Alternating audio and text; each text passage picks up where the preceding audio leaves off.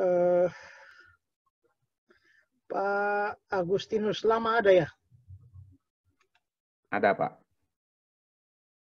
Tapi dia nggak bisa menampilkan ininya, screen-nya kayaknya. Ya. Ada, tapi dia tidak bisa menampilkan screen-nya. Karena laptopnya masalah dengan... Ya, ini lihat ini.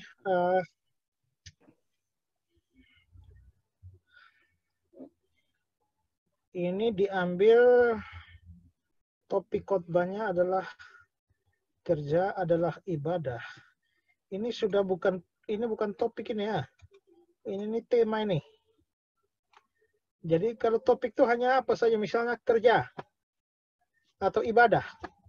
Satu-satu saja. Jangan bilang kerja dan ibadah. Itu sudah jadi tema. Kalau kita namanya topik, harus satu topik. Tidak boleh ada dua topik dibicarakan bersama-sama dalam satu khotbah. Ya. Jadi kalau topiknya adalah kerja misalnya, maka kita juga bisa bilang apa itu kerja?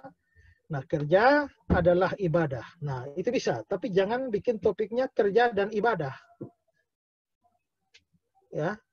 Kerja dan ibadah itu nanti double topik jadinya. Terus, ini saudara bisa lihat screen ini ya? Bisa, bisa. Ya. Kalau macam seperti ini, nggak usah dulu kerja pendahuluan. Ini kan sudah bikin kerangka. Lalu aplikasinya, jangan dulu. Karena saya belum mengajar itu. Ya, cukup hanya ini saja. Poin satunya apa, duanya apa, tiganya apa. Cuma itu saja. Tak usah kasih dulu isi khotbahnya. Ya, karena itu kan nanti kita akan pelajari. Jadi ini kelihatannya sudah sampai memberikan aplikasi atau penerapan. Nah, jangan dulu. Ya. Oke. Yang lain lagi. Nah, ini doa saat menghadapi badai. Lalu dikasih teks Daniel 10 ayat 10 sampai 12. Melalui firman Tuhan ini kita dapat melihat tidak boleh. Yang namanya khotbah topikal dia tidak boleh didasari dengan diawali dengan ayat bacaan. Karena akhirnya dia dan melalui firman Tuhan ini artinya dia didasarkan pada ini. Nggak boleh. Topikal tidak boleh menjadikan satu ayat sebagai dasar. Yang menjadi dasar adalah topik, bukan ayat. Ya. Nah, karena itu maka penggunaan ayat didahului di sini itu menjadi tidak tepat kalau dari sistem topikal. Ya. Ini nggak perlu. Nanti tinggal saja misalnya poin pertama dia ada di Matius, poin 2 di dalam Daniel bisa. Ya. Tapi ya poin ketiga Roma 8 ayat 28 ini yang apa hubungannya dengan doa? Pada ini kan mau bicara soal doa. Nah, itu yang makanya saya bilang dalam topikal salah satu kelemahannya adalah bahwa kalau kita kurang bisa melihat konteks dari satu ayat, maka kita bisa mengutip ayat secara salah. Ya. Saya hanya komentari beberapa saja, tidak semua ya, karena waktu kita mungkin tidak cukup untuk mengomentari semua. Lalu misalnya dari saudara Riyandi Dudut. Nah ini bagus topiknya, ini hamba Tuhan. Nah lalu poin pertama, siapakah yang disebut hamba Tuhan? Lalu ciri-ciri hamba Tuhan yang sejati. Nah sebenarnya ini memang sudah terlalu luas. Kalau ini mau dikhotbahkan, ini bisa panjang sekali. Jadi harusnya mungkin gini aja. Yang diambil cuma satu aja, ciri-ciri hamba Tuhan yang sejati. Pertama, jadi teladan. 2, ramah. 3, mengasihi semua orang. 4, mengasihi Tuhan. Nah, taat pada perintah Tuhan. Ya. Nah, itu satu khotbah. Jadi dia tidak usah menjadikan siapa yang disebut hamba Tuhan itu sebagai poin khotbah. Kecuali bahwa khotbah berseri ya. Nah, lalu apa tugas sebagai hamba Tuhan? Ini sudah khotbah lain nih. Ya. Ini sudah khotbah lain. Jadi ini sebenarnya ada gabungan beberapa khotbah ini. ciri-ciri hamba Tuhan yang sejati itu satu khotbah. Lalu apakah tugas hamba Tuhan itu sudah khotbah kedua. Lalu apa upah seorang hamba Tuhan? Ini sudah khotbah ketiga. Jadi Pak ini bikin 3 khotbah sekaligus. Ya. Tapi ada sesuatu yang serius di sini. Apa upah menjadi hamba Tuhan? Memperoleh hidup kekal. Nah, ini hati-hati. Ini kalau secara doktrin salah ini. Karena dapat hidup kekal itu bukan menjadi upah bagi kita. Itu anugerah. Nah, ini yang memang perlu pembekalan doktrinal supaya jangan sampai ini dikhotbahkan salah. Ayat-ayat ini memang setiap orang yang karena namaku akan menerima kembali, ini akan memperoleh hidup yang kekal. Ini ayat ini tidak berarti bahwa kalau kita jadi hamba Tuhan, kita dapat hidup kekal. Nah, itu doktrin. Jadi itu memang harus agak hati-hati di situ ya.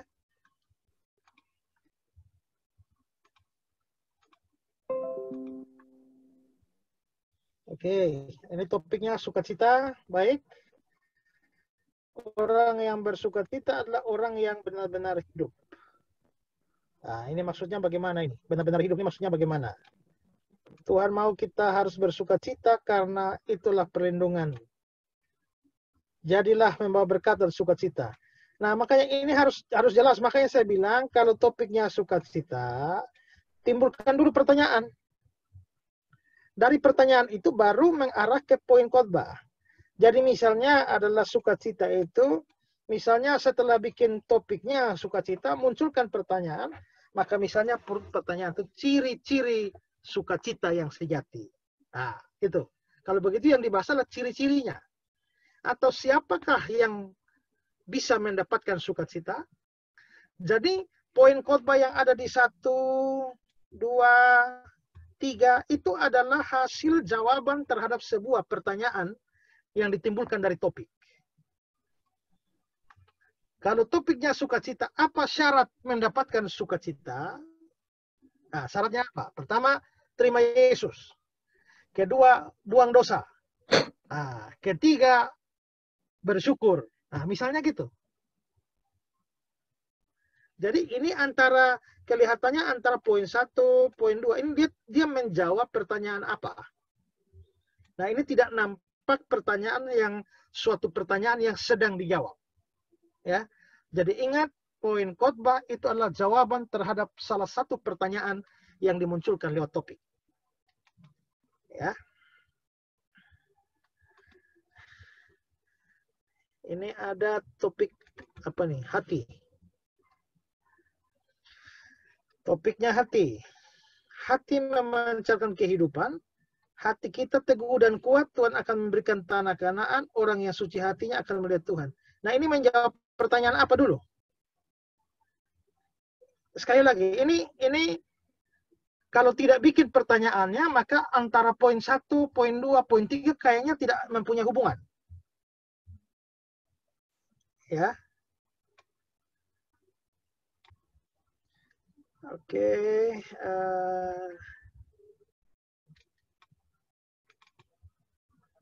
Coba satu lagi ya.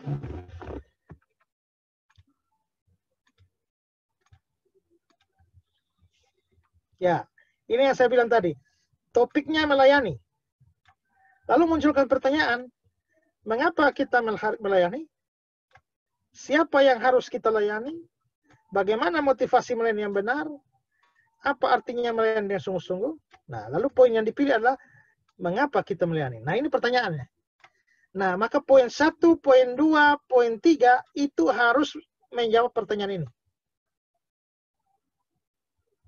Mengapa kita melayani? Karena itu adalah panggilan Tuhan. Mengapa kita melayani? Karena kita telah mengalami kasih Allah. Mengapa kita melayani? Karena ingin menjadi berkat bagi orang lain.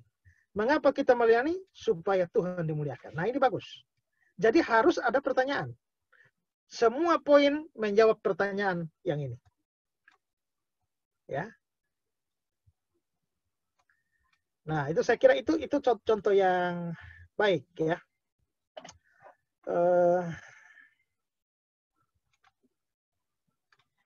Oke, ini juga contoh yang bagus ini. Topiknya keselamatan. Aspek ini pertanyaan. Atau hal sikap kita berkenaan dengan keselamatan yang kita terima. Kalau dijadikan kalimat pertanyaan, apa sikap kita terhadap keselamatan? Pertama, kita harus selalu bersyukur. Kedua, kita harus memuji Tuhan. Ketiga, kita harus benar-benar yakin akan keselamatan. Perhatikan, kita harus.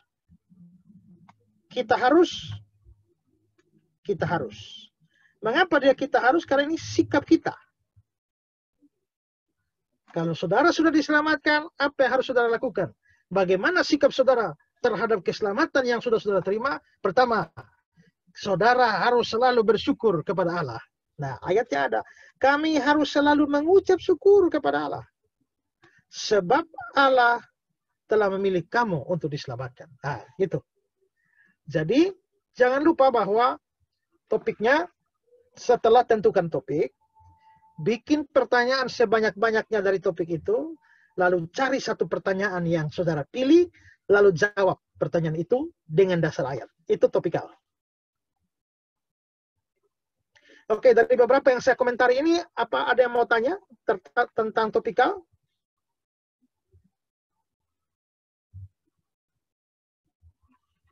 Kalau ada, silakan.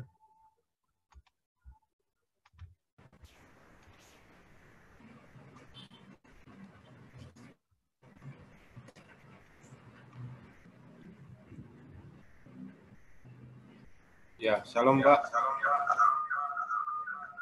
Saya mau bertanya mengenai pembuatan khotbah topikal ini. Nah, di sini kan kalau kita membuat suatu khotbah topikal, kita perlu banyak kutipan-kutipan begitu. Kutipan apa? Kutipan-kutipan untuk mendukung khotbah kita itu agar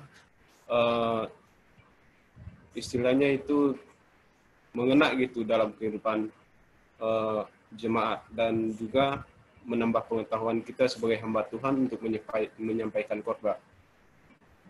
Nah, di sini kan kalau misalnya kendala kita di dalam kekurangan buku, apakah kita bisa mendapatkan topik-topik yang membahas tentang hal tersebut secara tepat? Atau maksud saya itu bisa mendapatkan sumber-sumber buku secara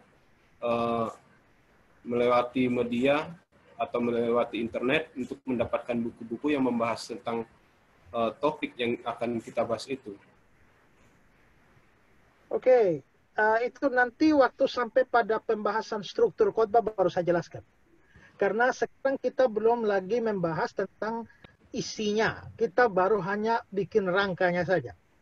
Kalau sampai isinya nanti baru saya jelaskan bagaimana mengisi. Membuat isi dari setelah kita menentukan poinnya, baru isi dijelaskannya bagaimana. Dengan dukungan datanya. Tapi pokoknya yang penting sekarang itu adalah poinnya.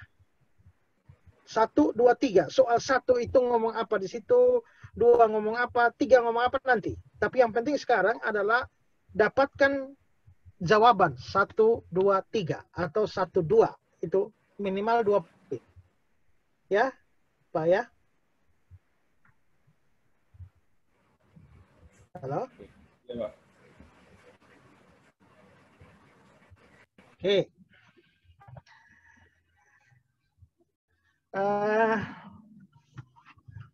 Saya beri contoh ya. Ini salah satu khotbah saya. Temanya adalah resep sederhana hidup bahagia.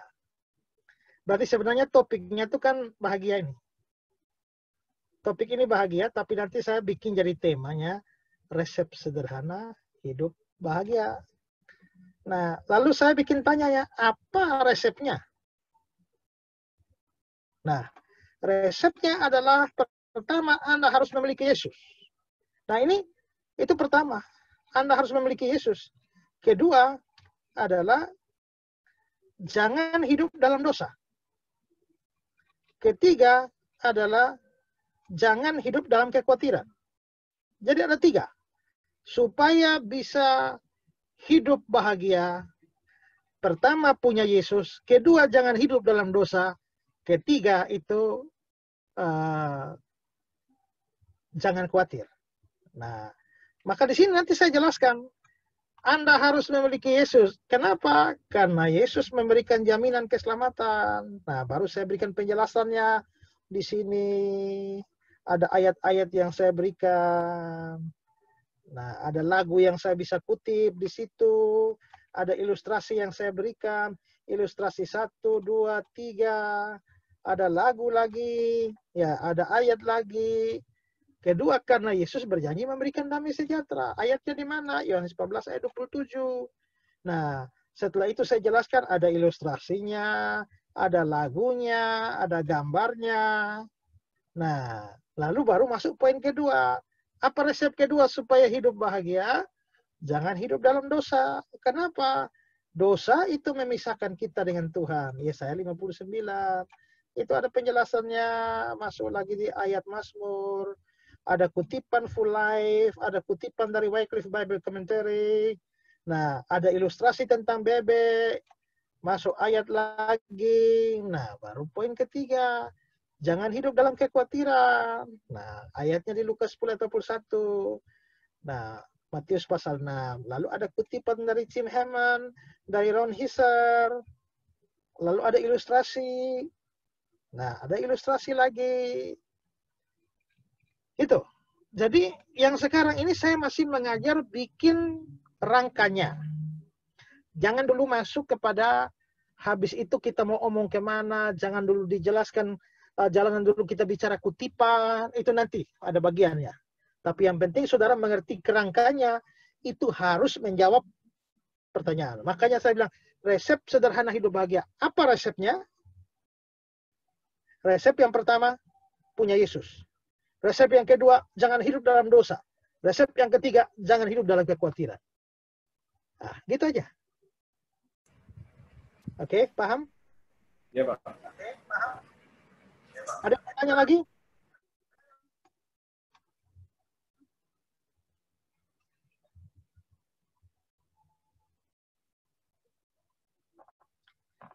Kalau sudah paham, maka yang tugas yang topikal yang kira-kira belum pas diperbaharui. Ya, diperbaharui. Mau tanya sedikit, Pak. Ya. Tadi kan Bapak bilang kalau topik itu hanya satu kata ya. Kalau dia panjang akan menjadi tema. Tema. Ya. Apakah topikal itu harus memang satu kata? Tidak bisa jadi kalimat seperti contoh Pak Pendeta tadi yang khotbahnya itu resep hidup bahagia itu kan sudah jadi satu kalimat ya? Itu sudah tema. Sudah tema berarti. Berarti kalau topikal tidak boleh tema gitu. Nah, gini, menentukan topik itu waktu itu persiapan kita, jangan ditampilkan ke pendengar. Ya. Jadi pada waktu saya menyusun itu saya bilang, oh, saya kira-kira mau khotbah tentang bahagia. Nah, itu topik. Itu cukup saya yang pikirkan, saya yang siapkan. Yang dimunculkan kepada pendengar adalah topik yang sudah dijadikan tema. Ya. Nah, jadi misalnya Pak mau khotbah, saya mau topiknya kekhawatiran. Lalu setelah itu kira-kira pertanyaan apa yang saya jawab? Bagaimana ya supaya kita tidak khawatir? Nah, itu pertanyaannya. Maka Pak akan menjadi tema adalah rahasia menghadapi kekhawatiran. Nah, gitu. Jadi yang dimunculkan pada pendengar, saudara-saudara, hari ini kita akan belajar firman Tuhan di bawah tema rahasia menghadapi kekhawatiran. Nah, tapi waktu kita mau ambil topik kekhawatiran, bikin pertanyaannya itu di dapur. Nah, kalau yang sudah dibawa ke depan untuk dimakan lain. Ya, jadi kebetulan tema saya itu kayaknya bukan topik ya, tapi tema. Tema saya itu kemarin itu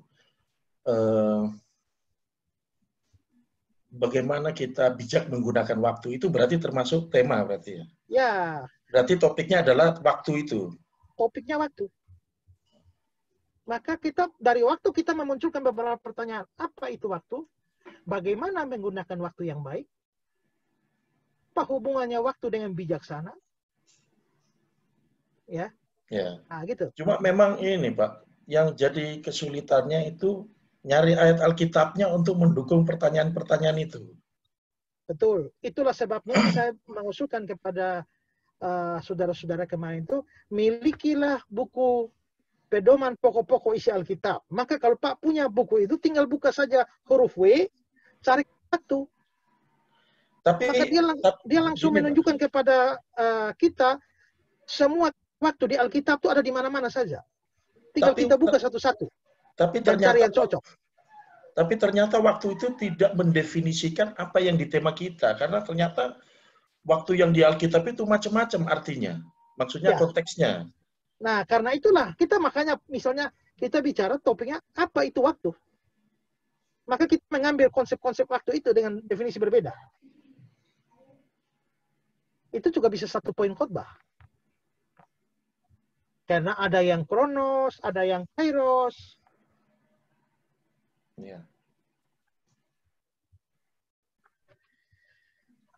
Saya pernah bikin khotbah tentang bijaksana. Apa ciri-ciri orang bijaksana? Nah, salah satu, jadi itu bijaksana topiknya.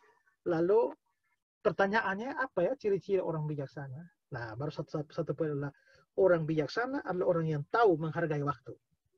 Lalu saya lari ke Efesus pasal yang ke-5. Ya, gunakanlah waktu yang ada karena hari-hari ini jahat. Nah, gitu. Jadi memang karena itu sebenarnya buku itu menolong kita untuk menemukan kata waktu, tetapi bagaimana waktu itu cocok dengan itulah yang saya bilang harus diperiksa supaya konteksnya jangan sampai salah. Ini yang kita bahas kemarin, ada kelemahan dari khotbah topikal adalah orang menjadi out of context. Tidak melihat konteks, yang penting ada kata waktu kita ambil, tapi kita tidak perhatikan konteks, itu bahaya. Itu yang menjadi salah satu titik kelemahan dari khotbah topikal. Terima kasih, Pak. Ya. Ada lagi? Sebelum Halo, kita Pak. masuk Saya, ke... Pak. Saya Pak Isra. Ya. Saya, Pak. Ya. Halo, Pak Isra. Halo, silakan. Ya, nama saya Asratman, Pak. Kemarin saya sudah kirim topik khotbah saya yang berjudul pelayanan. Coba dikoreksi ya, Pak. Jadi saya buat pertanyaannya sebegini. Kan topiknya pelayanan. Ya. Jadi saya bikin 3 pertanyaan, Pak. 1, apa itu pelayanan? Yang kedua, apakah kita harus melayani? Ya. Yang ketiga, kepada siapakah kita harus melayani? Itu bagaimana, Pak? Itu yang saya buat. Jadi begini, kalau kita bisa menemukan 2 jawaban dari satu pertanyaan, maka kita bisa menjadikan itu menjadi satu khotbah. Tapi kalau ternyata jawabannya hanya 1, maka pertanyaan-pertanyaan itu yang menjadi poin khotbah. Jadi misalnya Pak mau topiknya tentang pelayanan, lalu poin pertama apa? Apa itu pelayanan? Apa itu pelayanan? Apa itu pelayanan? Kalau Pak misalnya menemukan di Alkitab, pelayanan itu 1, pelayanan itu begini, 2, pelayanan itu begini, 3, itu sudah satu khotbah. Tapi kalau misalnya tidak menemukan ayat-ayat yang banyak, hanya 1, maka kita bisa bilang poin pertama, apa itu pelayanan. Poin kedua adalah mengapa kita melayani, gitu ya. Poin yang ketiga adalah harga dari pelayanan kita. Apa harga itu? Nah, gitu bisa. Itu luas itu. Bisa banyak khotbah itu. Teladan-teladan dalam pelayanan. Pertama, Yesus. Kedua, Paulus. Ketiga, misalnya Maria. Nah, bisa. Jadi itu khotbah itu bisa banyak khotbah itu topik pelayanan. Apa harga dari pelayanan? Nah, pelayanan atau apa yang dituntut dari seorang pelayan? Pertama, seorang pelayan harus mengerti kebenaran. Kedua, seorang pelayan harus taat. Ketiga, seorang pelayan harus setia. Nah, gitu. Terus mohon dikoreksi Pak, dari 3 pertanyaan yang saya buat itu bisa mendukung menjadi khotbah topikal Pak? Bisa. Bisa itu ya. Hanya Baik. ini karena ini masalahnya ini filenya banyak, jadi saya juga tidak tahu yang mana itu ya, yang saudara punya itu ya. Asratman Pak. Asratman ya, sabar. Oh, bukan ya. Itu ini Word atau PDF? PDF kayaknya Pak. PDF.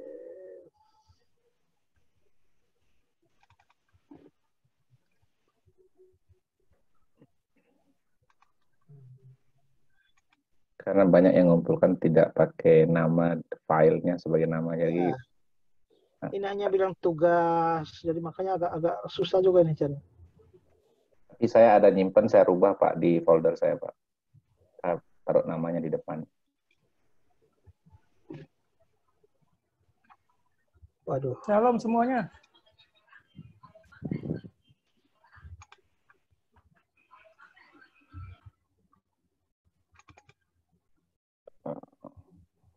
Wah, ini kayaknya agak nggak dapat ini saya carinya. Ya, tapi pokoknya itu ikut prinsip-prinsip tadi aja. Jadi bisa saja Pak punya tuh apa itu pelayanan, lalu kedua apa tadi? Kenapa kita harus melayani? Kenapa kita harus melayani? Ketiga, Yang ketiga, kepada siapa kita melayani? kepada siapa kita? Ya, bisa. Itu bisa dijadikan khotbah topikal. Ya. Baik, terima kasih Pak. Ya. Oke. Satu orang lagi kalau mau bertanya sebelum kita masuk pada jenis khotbah yang kedua. Saya Bapak. Ya. Saya mau bertanya mengenai contoh yang paling pertama yang tadi Bapak ada sempat jelaskan, di mana ada salah satu yang mungkin menulis khotbahnya dengan memulai dengan ayat terlebih dahulu sebelum langsung masuk pada topik atau judul-judulnya. Jadi pertanyaan saya itu, kalau kita mau khotbah masih pada judul yang sama, bagaimana cara kita membenahinya atau mengkoreksi dia punya itu, atau menghapus atau bagaimana itu, kira-kira caranya gimana? Jadi gini, kalau khotbah topikal yang menjadi dasar khotbahnya adalah topiknya, bukan ayat. Ayat baru dimunculkan pada saat poinnya muncul. Ya, misalnya doa. Bagaimana doa yang benar itu? Nah, kita sudah mulai begitu, jangan ada ayat. Nah, lalu begitu menjawab, doa yang benar itu adalah doa yang dipanjatkan melalui Yesus. Baru ambil ayat, Yohanes pasal sekian. Ya, doa yang benar itu adalah doa yang tak berkeputusan. Lalu mulai ambil Lukas 7. Doa yang benar itu adalah doa yang apa? Ya, doa yang terus-menerus. Ambil janda-janda. berjaga-jaga, atau doa yang benar itu adalah doa yang mendahulukan kepentingan Tuhan. Lalu rujuk ke Matius. Jadi ayatnya itu baru muncul di dalam poin khotbah, tidak menjadi dasar khotbah awal, tidak. Ya. Siapa Pak, makasih. Nah, misalnya doa. Hari ini saudara-saudara kita akan bicara, saya akan angkat doa. Ini topikan doa. Nah, maka hari ini saya akan membicarakan tentang teladan-teladan doa. Pertama, kita mau lihat doa Daniel. Kedua, kita mau melihat doa Yesus. Yang ketiga, kita mau lihat doa Paulus. Doa Daniel, maka mari kita lihat Daniel pasal sekian. Setelah dibahas selesai semua, lalu doa kedua adalah doa Yesus. Lari ke mana itu? Ya. Nah, lalu doa ketiga adalah doa Paulus misalnya, lari ke Korintus. Jadi dari topik itu terlalu banyak bisa munculkan.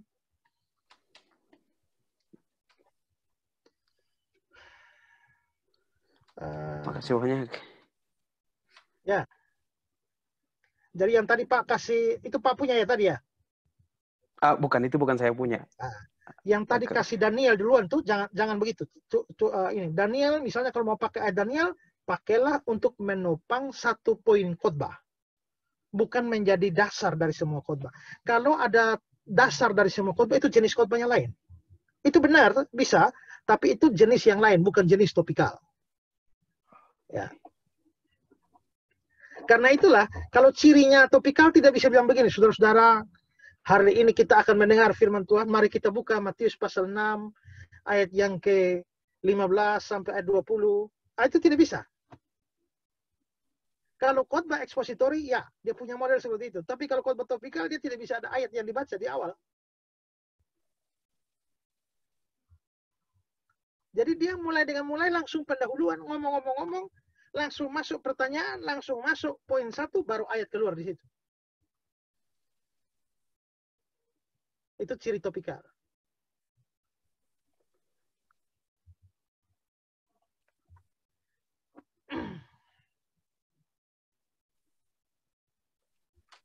Makasih banyak, Pak. Siapa yang ikut kemarin saya live itu soal apa? Pesan rohani buat Fitri.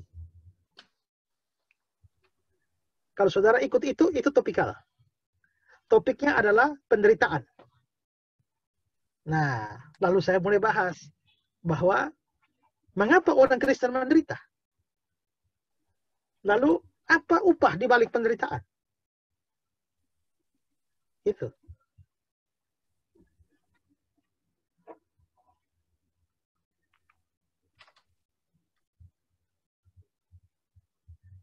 Oke, jelas semua? Siap, Pak, jelas. Terima kasih. Ya. Nah, nanti tinggal masing-masing melihat lagi tugasnya diperbaiki. Jangan dulu menjelaskan panjang lebar seperti saudara lagi bikin khotbah sungguh-sungguh nih. Saudara-saudara ini berasal dari kata ini. Jangan dulu. Hanya poinnya saja. Latihan membuat poin. Kalau latihan membuat poin, saudara tahu, mudah itu. Ya.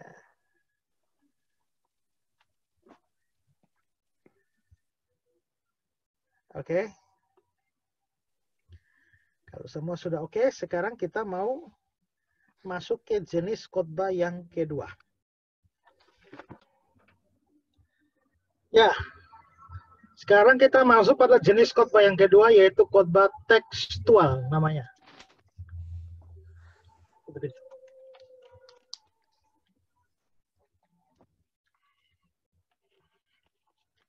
Khotbah tekstual. Bisa lihat slide-nya?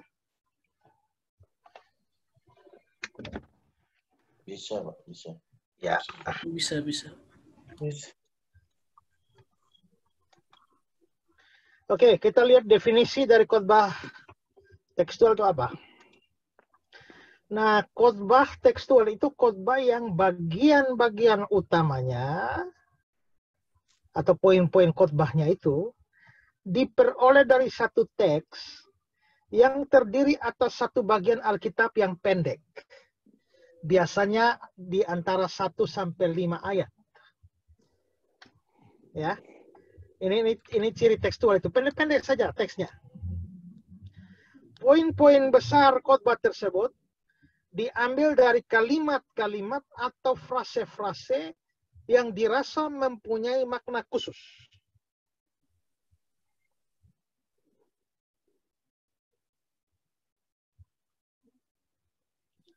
Oke.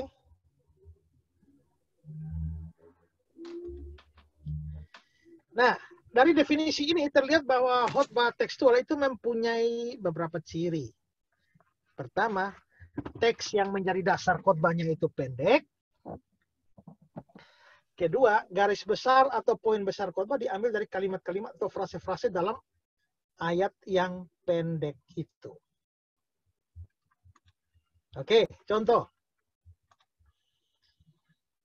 Lihat Matius 4 ayat 18-19. Hanya dua ayat. Dan ketika Yesus sedang berjalan menyusur danau Galilea, dia melihat 2 orang bersaudara, yaitu Simon yang disebut Petrus dan Andreas saudaranya. Mereka sedang menebarkan jala di danau, sebab mereka penjala ikan. Yesus berkata kepada mereka, "Mari, ikutlah aku, dan kamu akan kujadikan penjala manusia. Nah, kalau khotbah tekstual semacam ini, kadang-kadang bisa 2 ayat 18, ayat 19 dibaca supaya lihat konteksnya, tapi yang dibahas itu tidak semua. Ingat tadi, dia hanya mengambil frase-frase atau kalimat-kalimat tertentu di dalam teks yang memang sudah pendek. Nah, ini saya hanya berikan contoh, tapi ini bukan khotbah saya itu. Saya pernah mendengar orang khotbah seperti itu ya. Jadi sekarang lihat, manakah kata-kata yang dirasa penting? Oh, ada kata mari, ada ikutlah aku, ada kamu akan kujadikan, ada penjala manusia. Itu kata-kata yang menarik dalam ayat itu. Nah, maka kata-kata itu ditarik lalu dijadikan poin. Nomor 1, mari. Nomor 2, ikutlah aku. Nomor 3, kamu akan kujadikan. Nomor 4, penjala manusia. Ya. Jadi lihat dari teks ini, kira-kira setelah lihat teks ini, kalimat apa yang menarik? Atau kata apa yang menarik? Setelah lihat katanya menarik, oh, ini, ikutlah aku, kamu akan kujadikan penjala manusia. Lalu jadikan, ditarik itu, kata-kata itu, jadi poin. Oke. Matius 8, 1-3. Setelah Yesus turun dari bukit, orang banyak berbondong-bondong mengikuti dia. Maka datanglah seorang yang sakit kusta kepadanya, lalu sujud menyembah dia. Dan berkata, Tuhan, jika Tuhan mau, Tuhan dapat mentahirkan aku. Lalu Yesus mengulurkan tangannya, menjamah orang itu dan berkata, aku mau. Jadilah ikut tahir. Seketika itu juga tahirlah orang itu daripada kustanya. Pendek, cuma 3 ayat. Setelah 3 ayat itu, apa yang menarik di situ? Kata apa yang menarik? Oh, ada kata datanglah, ada kata sujud menyembah, ada kata-kata Tuhan jika Tuhan mau, ada kata-kata Tuhan dapat mentahirkan aku. Ya sudah, tariklah. 1, datanglah. 2, sujud menyembah dia. 3, Tuhan jika Tuhan mau. 4, Tuhan dapat mentahirkan aku.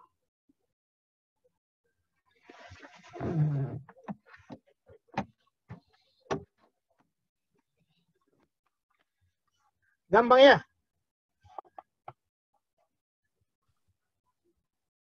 Itu Pak. Jadi menjadi tema, jadi mengatasi pergumulan hidup, cara nariknya menjadi tema itu gimana jadinya Pak? Nanti dulu, kalau sudah dapat semua dulu, sudah pendidikan tema belakangan. Bikin tema itu biasa di sini belakangan dulu, sudah jadi semua baru bikin tema.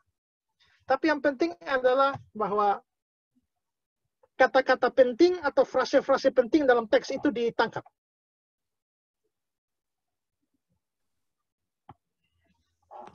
Oke, Baik, Pak. coba ini ayat. Esra 7:10. Sebab Esra telah bertekad untuk meneliti Taurat Tuhan dan melakukannya, serta mengajar ketetapan dan peraturan di antara orang Israel. Kata apa yang menarik di situ?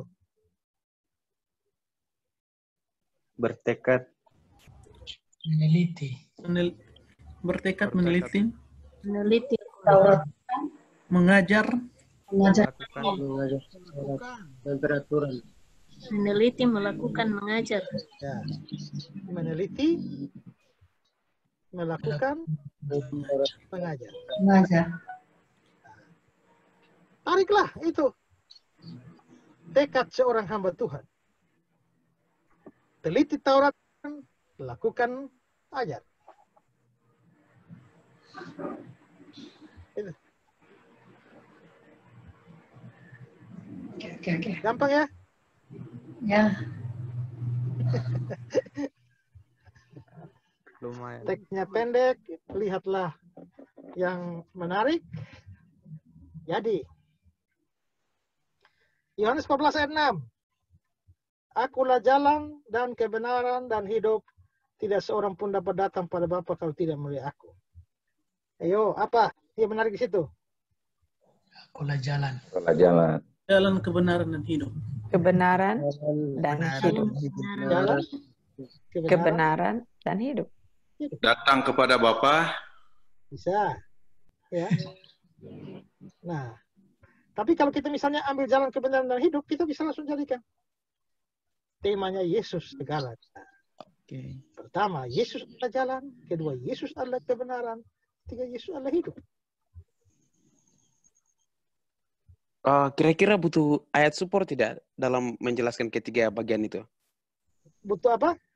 Ayat-ayat yang mungkin bisa menjadi support atau langsung saja kita yang menjelaskan untuk mensupport ketiga bagian seperti Yesus adalah jalan, Yesus kebenaran, dan Yesus hidup? Itu perlu. Tapi ini kan kita lagi bikin rangka nih. Kalau dukungan-dukungan A itu nanti isinya. Kita belum membicarakan isi. Kita hanya masih bicarakan kerangkanya. Poin-poinnya saja. Nanti soal Yesus adalah jalan dijelaskan bagaimana, Yesus adalah kebenaran dijelaskan bagaimana, Yesus adalah hidup dijelaskan bagaimana, itu step break.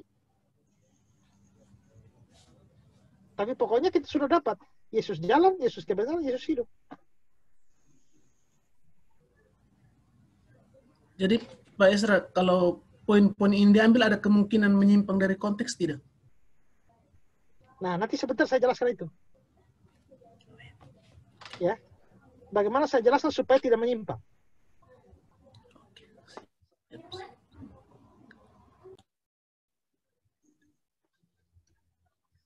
Ini, ayo, Bapak kami yang di surga. Apa yang menarik ini? Bapa kami di surga. Yang di surga. Bapak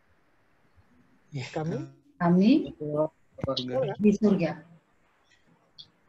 Tariklah. Tema kita Bapak kami di surga. Poin pertama yang kita bahas adalah Bapa. Poin kedua adalah kami. Poin ketiga yang di surga. Enak ya? Kalau sudah begini kelihatannya enak. Cuma berpikir pertama itu. Enak. Apalagi kalau Pak Esa sudah kasih jadinya semua. Saya sekarang kasih kelebihan. Bukan hanya contoh-contoh aja. Kelebihan khotbah tekstual ini memungkinkan pembahasan satu ayat sampai tuntas.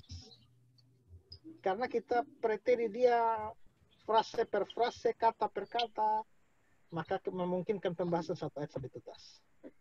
Kedua, memberikan kesan kuat terhadap doktrin verbal atau binary inspiration. Setiap kata dalam seluruh Alkitab itu memang diilhamkan oleh Allah dan pasti mempunyai makna buat kita. Dan melalui khotbah tekstual, jemaat dapat melihat signifikansi kata per kata. Oh, yang seperti ya. Yang seperti Yohanes 3:16 itu ya, Pak ya, khotbah Natal itu ya? Ya.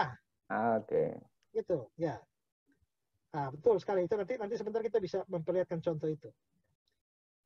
Memungkinkan pembahasan satu ayat secara lebih mendalam dan pengkhotbah bebas mengungkapkan arti dan fungsi setiap kata dalam satu ayat. Melalui khotbah tekstual, pendengar akan lebih mudah memahami alur satu teks karena didasarkan pada teks yang pendek dan struktur khotbah hanya mengikuti susunan teks. Pendengar biasanya juga lebih mudah mengingat khotbah tekstual dalam jangka waktu yang lama. Yang tadi contoh pertama, mari ikutlah aku, kamu akan kujadikan penjala manusia, itu saya dengar tahun 95. Sampai hari masih tetap ingat. Ya. Khotbah tekstual memungkinkan pengkhotbah memilih ayat-ayat tertentu yang terkenal dan menjadi ayat kunci dalam satu perikop. Pengkhotbah tidak perlu meneliti ayat-ayat lain yang posisinya kadang-kala tidak signifikan bagi pemahaman seluruh perikop. Jadi dia biasanya hanya main ini ayat-ayat terkenal. 1-2 ayat yang kadang-kadang kita jadikan ayat mas atau ayat hafalan. Nah itu cocok. Ya. Kayak tadi Yohanes 14 ayat 6. Memudahkan dalam persiapan khotbah. Khotbah tekstual hanya menuntut pengkhotbah menguasai konteks dekat satu ayat. Nggak perlu terlalu luas konteksnya. Itu hanya sempit saja. Kan hanya satu ayat atau dua ayat. Paling banyak tuh 5 ayat. Kelemahan. Kelemahannya adalah kurang penelitian terhadap satu konteks. Pengkhotbah tekstual cenderung memilih ayat yang terkenal dan kurang mempedulikan posisi ayat tersebut dalam seluruh pemikiran penulis atau konteksnya. Nah, ini yang ini sama dengan topikal juga. Ya, topikal juga karena dia comot ayat, dia bisa tanpa mempedulikan konteks. Ini juga sama. Tapi ya, kita bisa menopang ini dengan pemahaman hermeneutics yang sedikit bisa menolong kita tidak salah dalam pengambilan ayat ini. Khotbah tekstual juga tidak mampu mengakomodasi semua ayat dalam Alkitab, terutama ayat-ayat tertentu yang tidak terlalu signifikan. Ayat yang dikhotbahkan biasanya hanya yang dianggap penting atau terkenal. Makanya tidak semua ayat bisa dijadikan tekstual. Ya. Tidak semua teks dijadikan tekstual. Hanya ayat-ayat tertentu. Saya pernah bikin khotbah tekstual. Kejadian 1 ayat 1. Pada mulanya Allah menciptakan langit dan bumi. Poin pertama, pada mulanya. Poin kedua, Allah menciptakan. Poin ketiga, langit dan bumi. Selesai.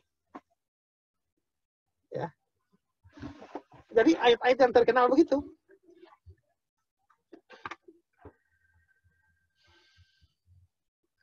Pengkhotbah tekstual cenderung memberikan aplikasi untuk masing-masing poin yang diambil dari teks. Dalam banyak kasus, aplikasi-aplikasi diambil ternyata tidak sesuai dengan aplikasi umum yang dimaksudkan oleh penulis Alkitab itu ya, dalam konteks atau perikop tertentu. Itu kelemahannya. Memang ada kelebihannya, ada kelemahannya.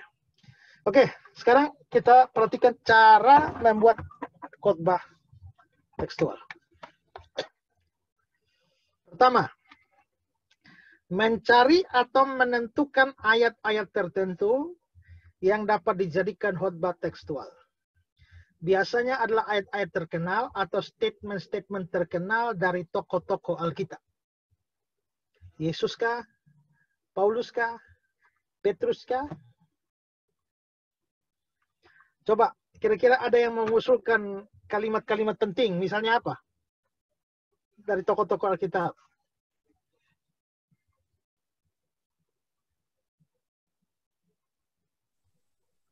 Sangat agung. Misalkan di atas batu karang ini aku bangun gerejaku, itu gimana Pak? Ya, bisa. Di atas batu karang ini aku akan mendirikan jemaatku. Alam maut tidak menguasainya. Pertama, di atas batu karang ini. Kedua, aku akan mendirikan jemaat. Ketiga, alam maut tidak menguasai. Mazmur 23. Tuhan adalah gembalaku yang baik, takkan kekurangan aku. Bisa. Pertama, Tuhan. Tuhan bisa. Kedua, Gembalaku. Gembala aja. Oh ya, gembala. 3, ku. Takkan kekurangan. Keempat, takkan kekurangan aku. Saudara-saudara, hari ini saya akan berkhotbah Tuhan adalah gembalaku. Hal pertama atau kata pertama yang saya jelaskan adalah Tuhan. Saudara perhatikan bahwa di sini Tuhan ini semua huruf besar, T-U-H-A-N, huruf besar semua. Maka di sini itu berasal dari kata Ibrani YHWH. Maka di sini adalah Yahweh adalah gembalaku. Saudara bayangkan yang menjadi gembala kita ini bukan Jokowi. Yang menjadi gembala kita ini bukan Raja dunia. Yang menjadi gembala kita adalah Yahweh sewa sekalian Allah. Luar biasa. Kedua, gembala. Saudara, Kata gembala ini diambil dari sesuatu yang familiar di dalam kalangan orang Yahudi, bahwa gembala itu biasanya menjaga, gembala itu biasanya memelihara, gembala itu biasanya mengayomi. Maka di sini kita bisa lihat bahwa ada penjagaan, ada pemeliharaan dari Yahweh kepada kita, bla bla bla bla bla. Yang ketiga itu ku. Saudara, seringkali kita mengakui Tuhan dalam objek-objek atau subjek-subjek tertentu, tapi dia hanya menjadi subjek yang sifatnya kolektif. Tapi di sini Daud mau mengatakan, Tuhan itu bukan hanya gembala, tapi gembalaku. Apakah saudara percaya Yesus Tuhan? Percaya. Tapi apakah dia Tuhanmu pribadi? Dia Tuhan, saya percaya dia Tuhan. Tapi apakah dia Tuhanku? Saya percaya dia Allah. Tapi apakah dia Allahku? Dia memang raja. Tapi apakah dia rajaku? Dia memang pemimpin. Tapi apakah dia pemimpinku? Wah. Takkan kekurangan aku. Nah, tinggal dijelaskan lagi. Jadi, saya pernah bikin khotbah ini.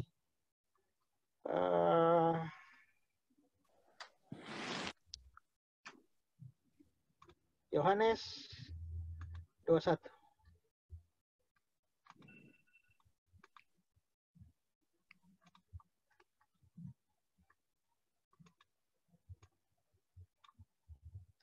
Gembalakanlah domba-dombaku. Pertama, gembalakan. Kedua, domba-domba. Ketiga, ku. Jadi saudara gembalakan. Itu domba-dombaku. Berarti ini dombaku. Ini ku siapa? Tuhan. Berarti domba-domba itu punya Tuhan. Domba-domba itu bukan punya GPDI. Domba-domba itu bukan punya GBI. Domba-domba itu bukan punya HKBP. Domba-domba itu bukan punya Gereja Bali. Tapi domba-domba itu punya Tuhan. Nah, gitu. Apalagi? Banyak nih. Kisah 1. Ayat 8.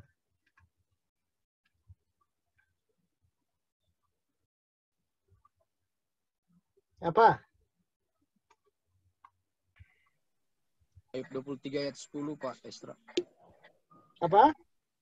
Ayub 23 ayat 10.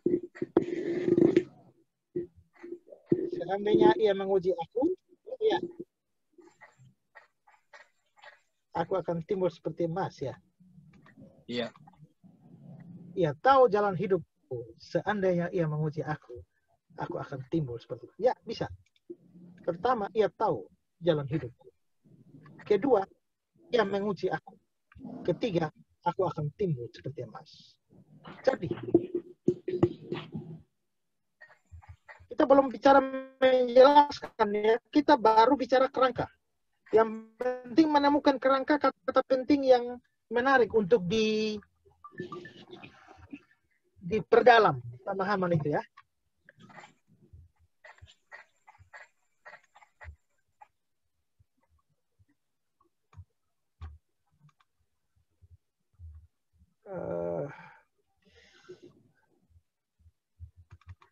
Saya pernah bikin khotbah ini, ya. Kisah 1 ayat 8 itu. Kamu akan jadi saksiku. Itu jadi satu khotbah. Ini aja.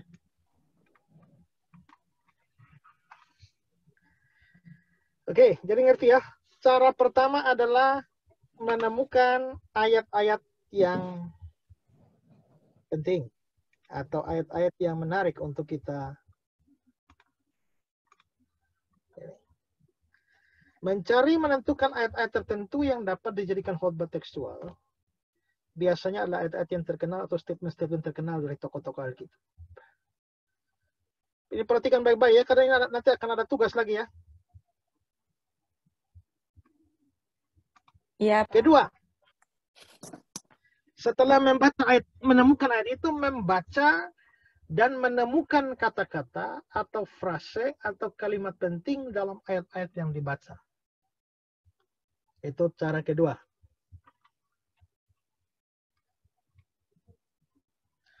Contoh, Yeremia 1 ayat 5. Sebelum aku membentuk engkau dari rahim ibumu, aku telah mengenal engkau. Sebelum engkau keluar dari kandungan, aku telah menguduskan engkau. Aku telah menetapkan engkau menjadi nabi bagi bangsa-bangsa. Ini ayatnya. Carilah sudah kata-kata yang menarik. Atau frase yang menarik. Dalam hal ini perhatikan kata-kata yang biasa berulang. Itu kanannya penting itu. Aku membentuk engkau. Sebelum aku membentuk engkau, Aku mengenal. aku telah mengenal engkau. Aku menguduskan engkau. Aku telah menetapkan engkau. Menetapkan engkau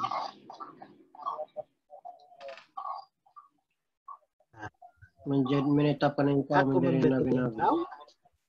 Aku telah mengenal engkau. Aku telah menguduskan engkau. Aku telah menetapkan engkau. Iya. Ya. Jadi aku membentuk engkau, aku mengenal engkau, aku menguduskan engkau, aku menetapkan engkau. Ini kalimatnya mirip ini.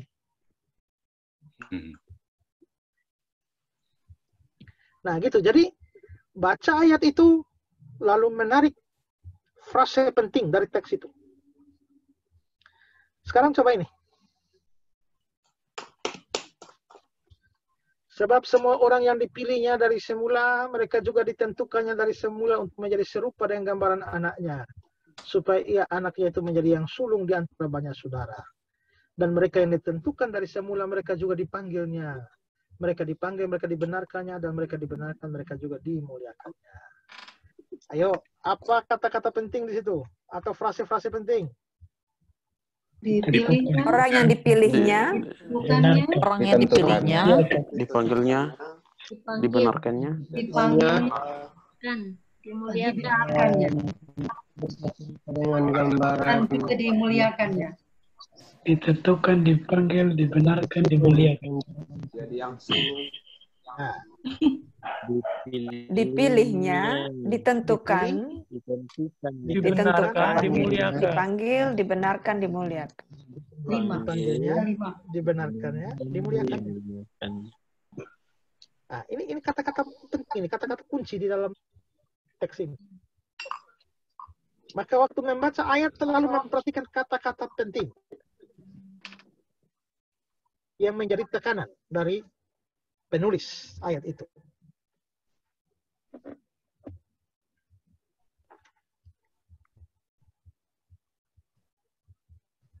Yuk, Istimewa 13. Garam dunia. Adalah, Pak.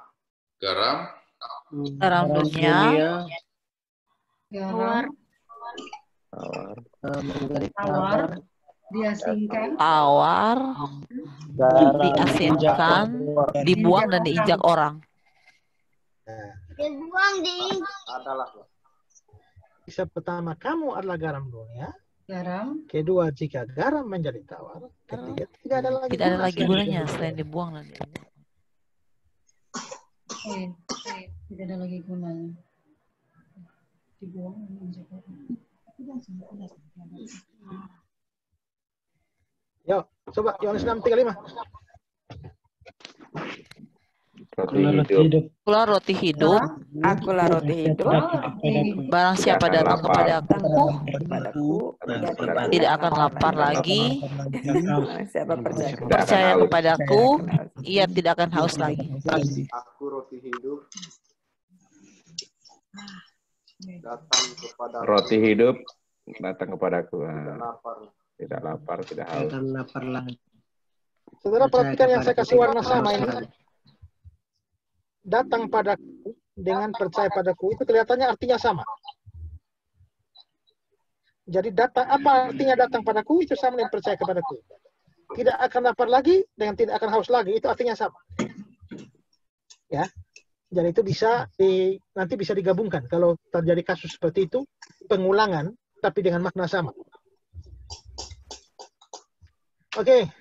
Wahyu 2:10. Setia sampai mati. Setia sampai mati. Andaka. Aku akan mengerti.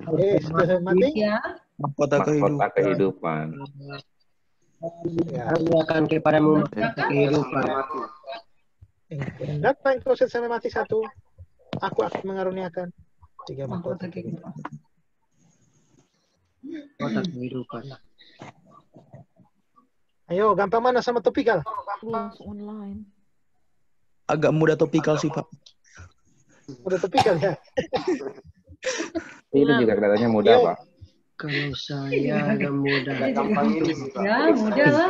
Pokoknya bilang aja mudah dulu. Supaya tidak pusing. Berkeringat menelaah. Jadi mudah karena langsung dibahas. Orang yang miskin. Berbahagialah Orang miskin yang miskin di hadapan Allah. di hadapan Allah Mempunyai kerajaan surga. dan mempunyai kerajaan surga. Surga. Berbahagia satu, orang miskin di hadapan Allah yang punya kerajaan surga. 3. 11:28. Marilah kepada semua dari tanda aku beri kerajaan. Wah, penting. Penting semua. Sesuatu yang apa? Penting semua. Kamu akan menerima kuasa kalau Roh Kudus turun atas kamu. Kamu akan jadi saksi Yerusalem, Yudea, Samaria sampai ujung bumi. gabung ujung bumi. Ya. Nah, ini cara kedua. Menemukan kata-kata penting. Frase penting atau kalimat penting. Bisa kata, bisa frase, bisa kalimat.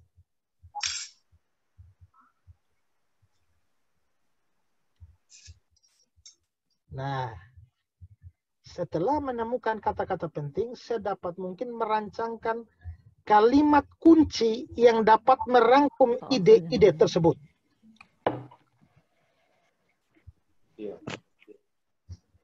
Setelah menemukan kata-kata penting, saya dapat mungkin merancangkan kalimat kunci yang dapat merangkum ide tersebut. Maksudnya begini. Kan kita ada bicara 1, 2, 3, 4 misalnya. Apa yang bisa mengikat 4 ini menjadi satu alur yang logis.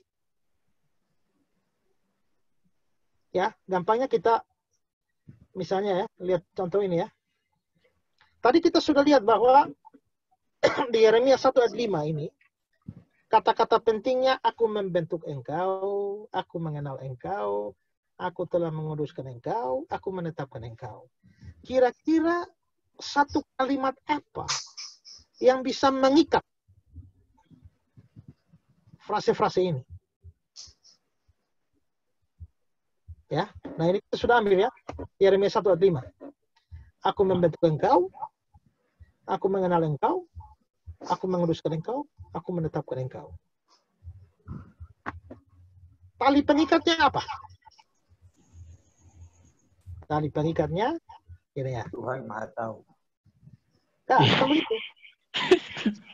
4 hal yang Tuhan lakukan bagi hambanya. Itu tali pengikatnya. Maka kita bisa bilang, dia membentuk hambanya, dia mengenal hambanya, dia menguduskan hambanya, dia menetapkan hambanya. Kita bikin perubahan sedikit bisa dari ini. Kan ini kan aku, di sini kan menunjuk pada Tuhan. Ketika kita bikin pengikatnya itu adalah 4 hal yang Tuhan lakukan bagi hambanya, ya berarti kata gantinya dari aku kita ubah menjadi ia. Ia membentuk hambanya, ia mengenal hambanya, ia menguduskan hambanya, ia menetapkan hambanya.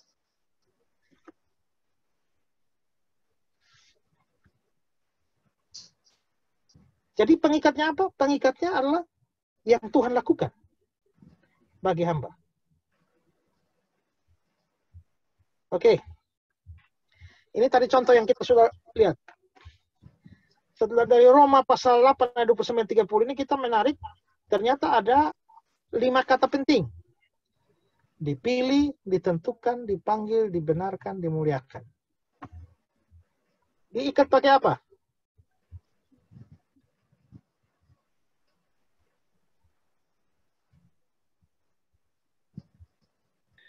Lima tahap. 5 apa?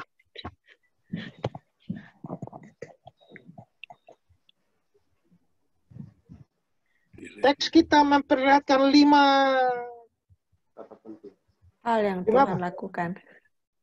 Ya. Tuhan bisa. 5 hal yang Tuhan lakukan bagi kita. Bisa. Ya. Apa lagi? 5 apa lagi? Selamatkan.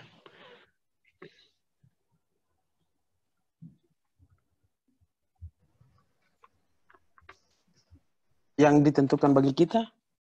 Saya bisa melakukan ada langkah-langkah keselamatan kita. Dipilih, ditentukan, dipanggil, dibenarkan, dimuliakan. Jadi bisa, tidak harus sama seperti saya. Saya hanya berikan contoh. Mau di sini untuk mengikat 5 poin ini, saya menggunakan, saya melihat ini kayaknya ini langkah-langkah keselamatan.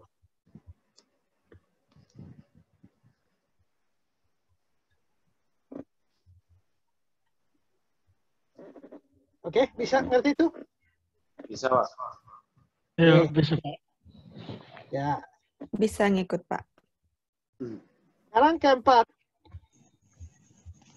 mencoba mengartikan atau menafsirkan kata-kata, frase-frase, kalimat yang menjadi ide besar khotbah yang mengandung aplikasi. Nah, ini beratnya di sini. Karena tadi hanya menemukan frasenya, tapi frasenya diartikan itu yang susah. Ya. Saya beri contoh. Tadi nih ya, ayat 19. Yesus berkata kepada mereka, mari ikutlah aku, kamu akan kujadikan penjala manusia. Ini saya hanya ngomong kembali khotbah yang saya dengar tahun 1995. Saudara-saudara, Yesus berkata kepada para muridnya, mari ikutlah aku, kamu akan kujadikan penjala manusia. Saya akan membahas beberapa kata penting di sini. Pertama, ya, atau dari kata-kata Yesus ini, kita akan melihat setiap bagian dari kata Yesus. Pertama, mari. Saudara, ini adalah sebuah undangan. Suaranya Pak Pendeta tidak kedengaran ya? Ya. Dengar. Dengar. Kedengaran kok. Kedengaran jelas. Jelas kedengaran. Jelas, Pak Pendeta. Saya saja dengar sendiri suara saya. Pak, masih 15 menit, Pak. Ya. Internetnya berarti. Internetnya yang Ya, bisa jadi. Jadi, lanjut, mari, Pak. ini adalah sebuah undangan. Dan saudara-saudara, ini undangan, bukan undangan sembarang undangan. Kita mungkin pernah dapat undangan nikah, atau undangan rapat, atau undangan, tapi ini adalah undangan untuk mengikut Tuhan. Bla, bla, bla, bla, bla, bla. Kedua, ikutlah aku. Saudara dikatakan, ikutlah aku. Aku di situ adalah Yesus. Berarti Yesus memanggil kita untuk ikut dia, ikut Yesus. Hari ini banyak orang tidak ikut Yesus. Yang mereka ikut adalah ikut aliran, ikut denominasi tertentu. Tapi mereka tidak ikut Yesus. Nah, bla bla. Ikut pendeta tertentu, tapi tidak ikut Yesusnya. Kamu akan kujadikan. Nah, kebanyakan kita mau menjadikan diri sendiri. Tapi Tuhan panggil kita, kamu akan kujadikan. Keempat, penjala manusia. Banyak orang tidak jala manusia. Yang dijala itu lain. Jala duit, jala popularitas, jala kekayaan, dan lain sebagainya. Tapi tidak jala manusia. Nah, itu kira-kira saya mendengar khotbah itu tahun 95. Saya ingat betul. Karena gampang ya. Mari ikutlah aku, begitu kamu akan kujadikan. Gampang itu artinya. Nah, jadi itu sudah melibatkan penafsiran.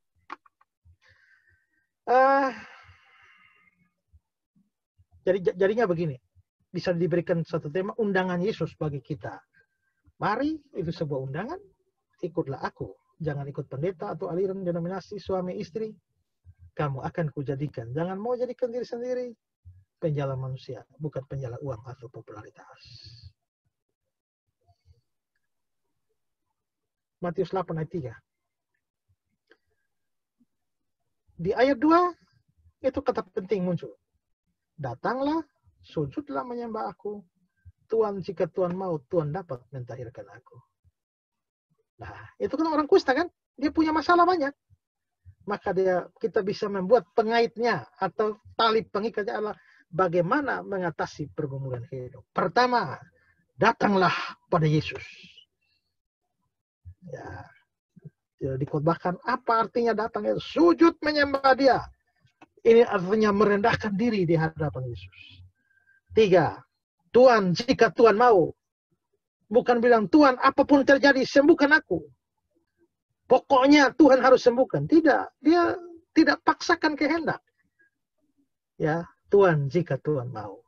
4, Tuhan dapat mentahirkan aku. Dia yakin betul bahwa kalau Tuhan mau, Tuhan bisa. Inilah 4 cara mengatasi pergumulan hidup. Datang pada Yesus, rendahkan diri pada Dia, jangan paksakan kehendak kita, dan yakinlah akan kuasanya. Haleluya. Amin. Jadi dah. Oke, ini yang tadi, Esra 7 ayat 10.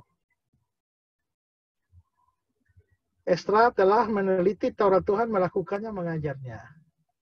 Nah, perhatikan, Esra telah bertekad. Maka bisa diambil bikin temanya, tekad seorang hamba Tuhan itu mengikat. Berarti seorang hamba Tuhan harus punya 3 tekad. Pertama, teliti Taurat Tuhan. Jangan hanya mau khotbah, mau mengajar, tapi tidak mau belajar. Harus teliti. Nah, kedua, melakukannya. Jangan hanya khotbah tanpa melakukan. Jangan hanya omong doang. Tapi ketiga adalah, jangan hanya mau belajar dan lakukan, tapi harus ngajar pada orang lain. Nah, itu tekad seorang hamba Tuhan. Akulah jalan, kebenaran, dan hidup.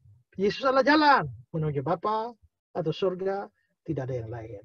Yesus adalah kebenaran, berarti di dalam Dia tidak ada kebohongan. Yesus adalah hidup, hidup yang kekal itu. Matius 6 ayat 9. Berdoalah demikian, Bapa kami yang di surga. Bapa, itu sebuah hubungan yang intim.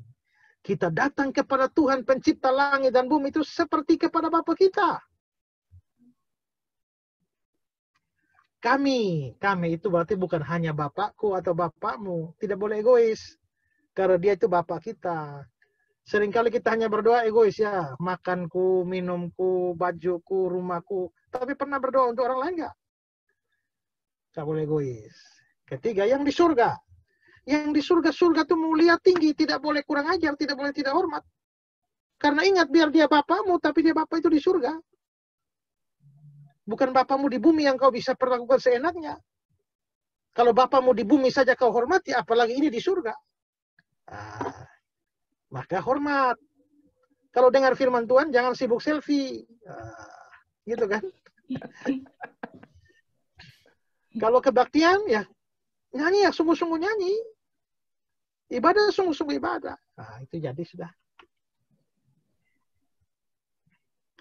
Nah, sekarang gini ya. Untuk mempermudah dalam menafsir kata-kata itu, kita butuh buku tafsiran. Pikiran kita sendiri nggak bisa. Maka kita harus cari buku tafsiran yang sifatnya eksposisi.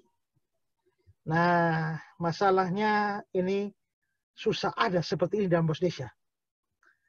Kalau bahasa Inggris ini ada ini, Adam Clark, John Gill, Albert Barnes, tapi yang Wycliffe Bible Commentary ini ada dalam bahasa Indonesia. Saudara cari. Saya, bentar ya.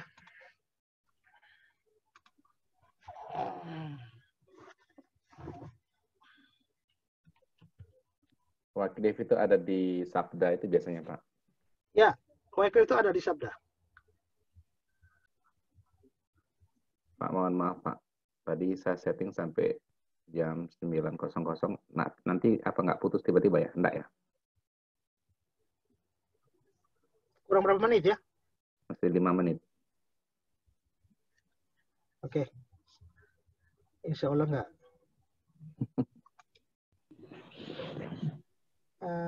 Ya, coba saudara lihat. Ini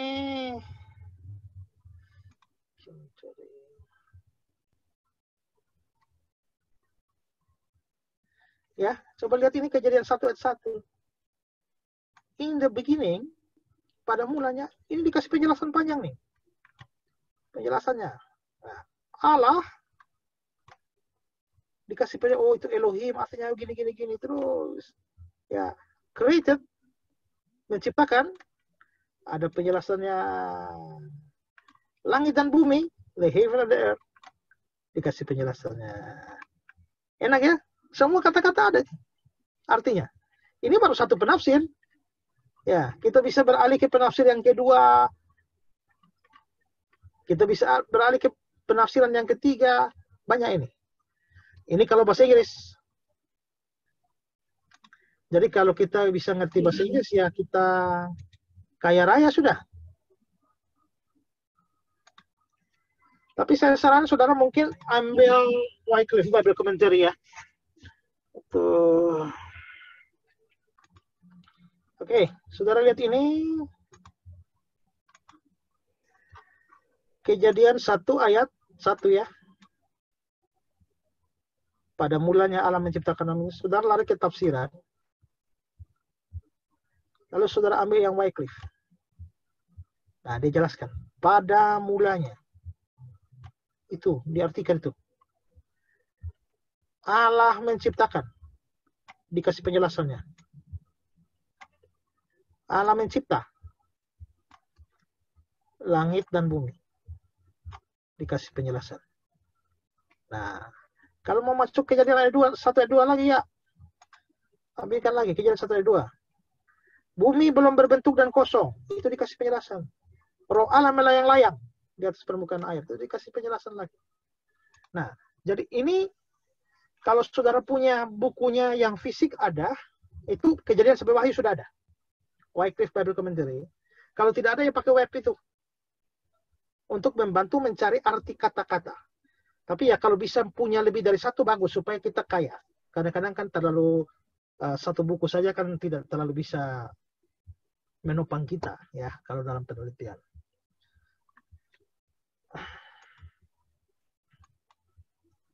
Jadi di sini kita harus mencoba memakai buku-buku tafsir yang bersifat eksposisi.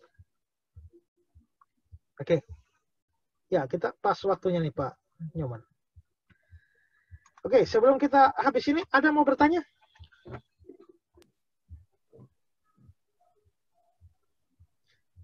Bikin tugasnya menentukan satu ayat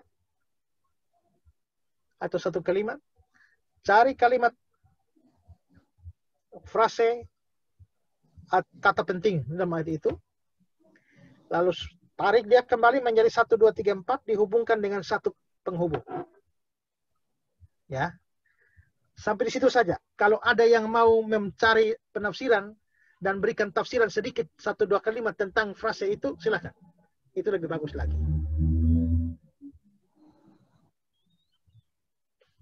Oke. Siap, Pak.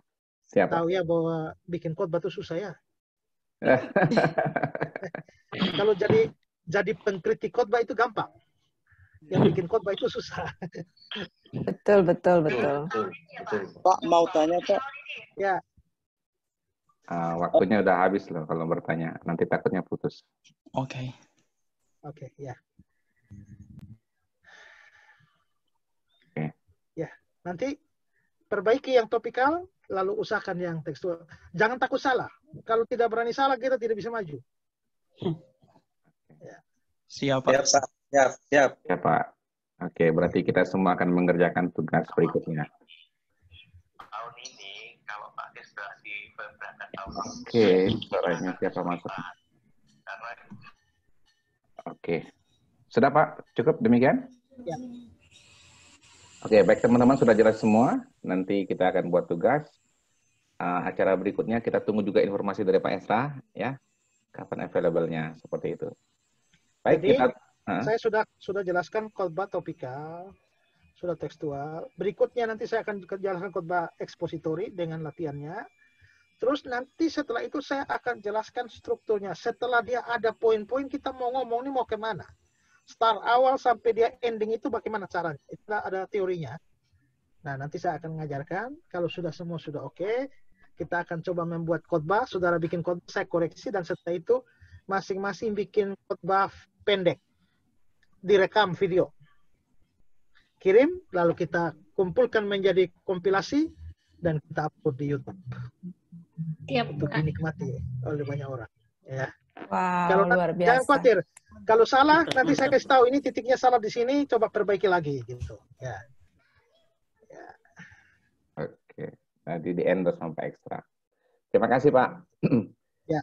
Ya, oke, baik kita tutup dalam doa pertemuan kita berdoa. Terima kasih Tuhan untuk kami boleh selesai dalam belajar pada malam hari ini. Kami sungguh bersyukur, kami mendapat masukan yang banyak dan kami akan mengerjakan semua tugas yang diberikan kepada kami sebagaimana Engkau mengendaki kami menjadi seorang murid Kristus yang sejati. Terima kasih Tuhan untuk hamba-Mu Pak Esra, terus berikan kekuatan, kemampuan, kesehatan untuk dia mengerjakan setiap pelayanan Tuhan telah tetapkan untuk Pak Esra. Di dalam nama Tuhan Yesus, kami sudah berdoa, kami mengucap syukur. Semua yang percaya katakan, amin. Oke, selamat bertugas. Kalau bisa begini, tugasnya jangan di PDF. Kalau di Word kan saya bisa kasih catatan, oh ini begini. Saya bisa ngetik lagi. Kalau sudah di PDF saya nggak bisa ngedit atau masukkan teks lagi, komentar saya di situ. Ya. Oke, Pak. Terima kasih. Dan nama filenya langsung nama peserta ya Pak ya, supaya Pak nggak susah mencarinya juga. Ya. Baik. Terima kasih. Sampai jumpa lagi. Selamat bekerja. Terima kasih Pak. Ya. Terima kasih juga Pak. Terima kasih Pak. Sampai jumpa. Terima kasih Bapak. Terima kasih sekali.